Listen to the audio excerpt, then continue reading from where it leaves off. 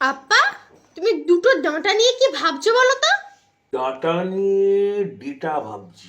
ডেটার মধ্যে রয়েছে ডেটা ডেটা বড় ডেটা, এবং সেই ডেটাতে রয়েছে ডেটের গল্প, এবং সেটা দুজন বড় হিরোর ডেটা।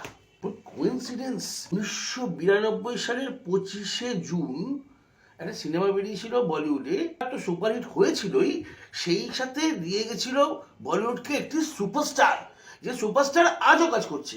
আবার ঠিক এক্স্যাক্টলি 10 বছর পর 2002-তে 24শে জুন বাংলা ইন্ডাস্ট্রিতে সিনেমা বেরিয়েছিল, সেই সিনেমাটা দিয়ে বিরাট বড় সুপারস্টার, যে সুপারস্টার আজও নিউ জেনারেশন যারা বাংলা সিনেমা দেখে তাদের মনের কাছে সুপারস্টার।